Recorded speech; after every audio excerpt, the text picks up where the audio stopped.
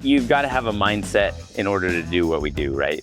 But a lot of times, you find that external motivation or internal motivation. Having a race on the calendar is important. I do obviously have the internal motivation to get it done, but a lot of my motivation is that extrinsic stuff from the outside. You said something key, which is our mantra for 40 years, is get a date on the calendar, right? Scare yourself into doing the work you don't want to do. Spartans, listen up. We need to sleep better. So how do you sleep better? Never thought about it before. And so I met Jack, I met Essentia. Pay attention to the mattress you sleep on because it's loaded with chemicals. Recovery, cooling, and pressure relief, all in one mattress. Up to 60% more deep and REM sleep. Less inflammation, faster bounce back. No toxins, no EMFs, no BS. My buddy Jack over at Essentia, he's kind enough to give us a code for the Spartan community. That's DECA, that's Tough Mudder, all of us. Use Spartan25, get a discount. Prioritize your sleep so you can sleep faster, you can do more burpees, you can train more, you can get healthier. When you sleep well, you live well.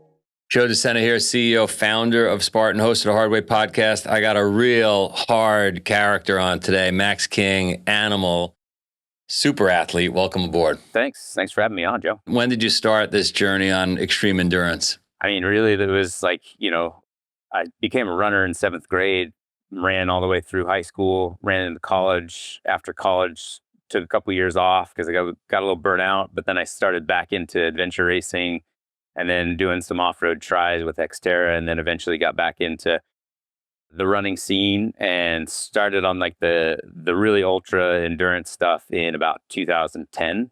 So it's been, I've been doing this a little while now and racing, competing for the last 30 years. When did you achieve your world championship status? How old were you? 31. So World Mountain Range Championships were in 2011. I won those. That was my first World Championship win.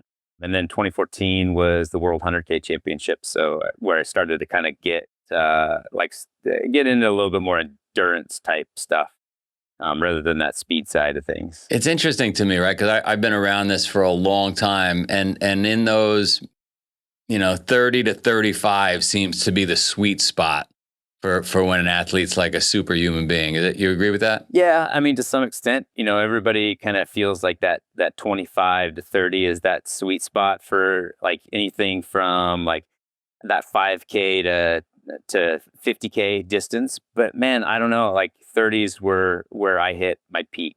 When my 20s, I didn't know enough. I was still learning things. I had injury issues off and on.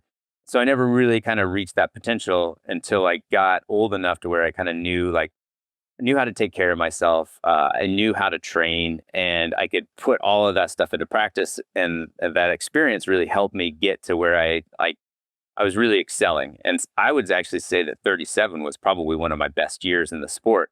I didn't have a world championship win that year, but I had several high performances on the trail scene, like the Golden Trail Series, and I was competing with the best in the world that year. And that was probably one of my best years. So, I mean, it's good for listeners to hear that, right? Because people think, I think most of us think your big athletic career happens when you're in high school, college, and then it's kind of over. But I see folks pop in their 30s like you're describing. Yeah. I mean, one of my big things that I always felt like when I was competing with Oregon Track Club in 2007, 2008, the only reason I was still there is I just outlasted all of my high school competitors, right? I just kept at it and I kept going. And that's the beauty of endurance sports is the longer you keep going with it, the better you're going to get. I mean, speed and stuff always kind of tapers off and you hit that plateau pretty early on. But endurance, it continues to build. And so as long as you keep at it and you work on those injury issues that you've got, because everybody's going to get injured, you can really do something later in your 30s. And it's great. I agree. That's the beauty of endurance. Endurance is just outlast, right? You can't outrun, but you might outlast everybody around you. You just keep at it. It's a persistence thing, You graduated in 2000, Cornell? Yeah, 2002 in Cornell, or from Cornell. What did you study? Chemical engineering. All right, you're one of those. I'm one of those. I did that for 8 years, and then I decided to retire and become an athlete. School for me was so difficult that I had some depression. I was hard. The only thing that actually got me through that time period was having the team around me for cross country and for track. And having those guys and the ability to go run every day and have that stress relief was what got me through those 4 years. Because otherwise, I tell you, I would not have made it. I don't know how people do it without like a sports team like around you, like supporting you. Generally, the people that are complaining are the ones that are so academically focused, they don't have anything else, especially in this new world where people don't even leave the house, right? The kids, college town, I don't know what it was like in 2000 when you were there, but when I was there in the 80s and early 90s, it was a thriving hotspot. Like there was food, there were bars, but now it's not like that anymore. Yeah, I haven't been back to college town for a little while to see what it's like. But I mean, my wife's parents live kind of pretty nearby, about 20 miles away. So we go back, and I've run around the campus a couple times, but really haven't spent any time in college town since college. And yeah, but it was the same as when you were there. We didn't stay indoors. We had to get out and go do stuff, get food. And yeah, it was great. Prior to college, parents pushed you to be the athlete you are, or you pulled? No, I was pulling. My mom still, I'll talk to her on the phone, and I'm like going out for a 20-mile run. She's like, you don't need to do it that far. Like, you need to stop running. You can't do that anymore. It's like, Mom, you've been saying that since I was in middle school. Like, you can stop now. It's okay. I'm going to go do it. So no, it wasn't a push thing. It was always it was driven by me. And like just that, wanting to excel and wanting to push my own body to see what my limits were. My dad was a runner, pretty decent one at that. But, it never came from him. He was done running by the time I started running. So I didn't see him doing that kind of stuff. So yeah, it was, that came from that. I wanted to be in sports, but I wasn't good at anything else. So I had running. And I know I could push myself hard, and I wanted to see, kind of what I could do over those years and stuff. So that's where it came from. You've probably struggled. I mean, we all do, right? Some more than others. You've probably struggled with mindset where you're like, how do I get through today, this week, this event that's come, or an event itself? Any tips and tricks? Like, how'd you get through it? I mean, you've got to have a mindset in order to do what we do, right? Like, you have to understand, like, what you're doing in the moment isn't always enjoyable. But a lot of times, like, you find that external motivation or internal motivation. Like, for me, I love competing against people. I love beating people. And I want to make sure that when I step up to the start line, I'm able to do that. And so driving through practice every day, I just kind of think about those types of things. I don't want to be behind when I step on that start line. So that's like that extrinsic motivation for me is really important. Having a race on the calendar is important. I do obviously have the internal motivation to get it done, but a lot of my motivation is that extrinsic stuff from the outside. And that's how I've always been. I love the competition side of things. And so it comes from like running a 50K race versus a 100-mile race too. Like, I don't really like 100-mile races all that much because I never really feel like I'm racing another person. I'm racing myself. I'm racing the clock, maybe. I'm racing the course. But I'm not in a head-to-head competition with anybody really around me. Whereas like a 50K or shorter distance, I'm like going head-to-head and I'm going hard. And I like that feeling of like really competing with other people around me. And so I've always kind of gravitated toward those shorter kind of endurance events and stuff. But that's where I get my motivation from. You said something key, which is our mantra for 40 years, is get a date on the calendar. Like, right? Scare yourself into doing the work you don't want to do. Yeah. And talking to people, they're like, oh, I just don't have any motivation. I need to add something to the calendar. And it's like, yeah, that's a big motivation for people to get them ready to go. I guess I don't really have that opportunity very often to not have something on the calendar. There's always something coming up that I'm like, oh, I'm looking forward to it, or I want to do this. And so it's been probably 20 or 30 years since I haven't had a race on the calendar, So I always do. We've discussed the hard way. We understand the scientific benefits. We understand the mental benefits. We understand the unexplainable benefits of doing the hard things. I want you to use the code word podcast and sign up for something hard with us. Because when you get a date on the calendar, your entire being is forced to go to bed early, to wake up early, to put the device down, to not do the drinking. Use the code word podcast, get signed up for something hard, We care about changing lives here. We don't care about your money. Code Word Podcast. Get signed up. Let's go. Physical injuries. You talked about injuries. Any tips and tricks there to stay healthy? The one thing I've learned over the years, like, I'm 45, and a lot of times I say the only reason that I'm still here is because I try to take care of myself and make sure that I'm on top of all my injuries. And a lot of the guys who like used to be better than me in high school and in college, they're no longer doing it because they've gotten injured and it's taken them too long to get out of that cycle. Honestly, like if I get injured, I'm going to see like 3 or 4 different PTs, seeing if I can get on top of it, just to figure out what it is. I've learned a lot about my body over the last 30 years of like, if it's this or it feels like this, then it's this issue or it's coming from this. And so I've always been able to kind of fix things, if not on my own, with a good team of PTs and stuff around me, making sure that I'm on top of things and really working on it too, right? I mean, I had a meniscus surgery in April last year. And like the next week, I was into PT to start strengthening again. And that helped immensely.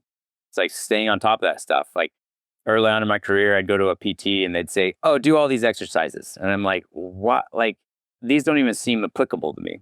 And pretty soon I realized, like, oh, I need to do what the PT says and I need to do all those exercises, whether they seem applicable or not.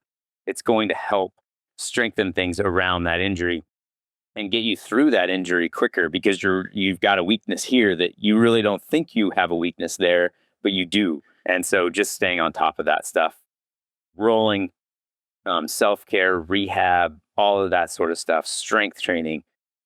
It's all super important. You have to do other things other than your primary sport. And I've always said, like, running, it doesn't give you the strength to run. You have to do that other stuff. I love what you just said. It is very hard to connect the dots when you talk to somebody giving you PT exercise. Like, why the hell do I have to do that? But I love what you just said, that they probably know what they're saying. I got to tell all these young wrestlers exactly what you just said. So, Max, I'm sure you've bumped up to people on a starting line, men and women, that have the same, if not more, physicality than you have. Less injuries, but you beat them. Is it mindset? It can be your mindset, like knowing that you can take on something that they can't. I love that. I run into this a lot in kind of daily life with friends and stuff. Friends who are afraid to go do something, whether it's something physical, something mental, like just something they're not used to. It's like, can you do it?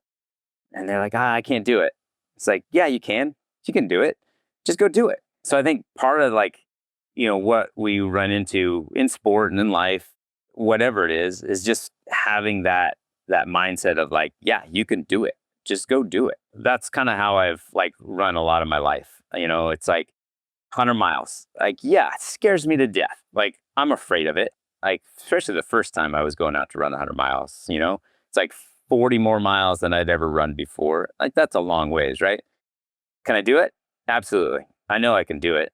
Like, yeah, it scares me. And I don't know what it's going to feel like at mile 80, but I'm going to go do it and do it to my best of my ability and just get through it. And whatever happens at that point happens. I can't control what happens. I can't control what's in the future, but I'm just going to take minute by minute and get into it and do the best I can. I think that like kind of is a really big part of pushing yourself, gaining experience in our endurance world. And then also in life, it's like sometimes like you don't know what's going to happen, right? You just have to go do it and find out what's going to happen and hit it head on, and whatever happens happens. Like you can't worry about those things all the time. That's how I've kind of gotten through a lot of things in life. Just accept it head on, hit it, and do my best. Our phrase for that is fire, ready, aim. Right? Like, because if you sit around and you're thinking about it and you're wondering at mile 20 with that competitor, like, is she fast or is he fast? You're gonna waste a lot of time, a lot of energy worried about something, like you said, that's not in your control. Head down, get the job done. Yeah, and I like that. I like, I get along really well with people who are just like, yeah, I'm going to go do that today. It's like, it might be a 3-day backpacking trip that they've never done before with minimal stuff. I'm going to go do that, and that's cool to me. people who kind of just get up and go and do things that scares them out of their minds. What's next? What do you got coming up that's got you excited? Good question. I've got Barkley coming up in a few months. That's what I got injured on last year. So I've gotten another chance to get into that. And so I'm going to try to give that my best go. Make a couple loops, hopefully. The rest of the year is a little bit up in the air right now. I don't know what I'm doing this year. It's one of those things of like, I've got races on the calendar, but I don't know what I'm doing. I'm kind of at a little bit of a transition period, I guess, in my athletic career. And I don't know if I'm going shorter or if I'm going longer. I'd like to do a steeplechase again this spring, get back into that, drop down and do some shorter track stuff, which is kind of out of the ordinary for me, but I don't know. How do people find you? Best way is probably Instagram. Update that the most, just Max King OR on there. And that's the same. I'm on Facebook as well, but Instagram, everything from Instagram goes to Facebook. I do the social media thing, but it's I don't know. It's tough. Get the word out about things like that. And then got a couple camps coming up this summer. I do youth trail running camps throughout the summer. And that's just Max King TRC, trailrunningcamp.com. And that I'm looking forward to. We've got a couple of cool camps. We've got one going over in Chamonix this year for parents and youth together. And then my youth camps, high school camps up in Washington and Oregon this year. So looking forward to those. They'll be fun. All right. Well, you're the man. Thanks for coming. Yeah. Thanks for having me on.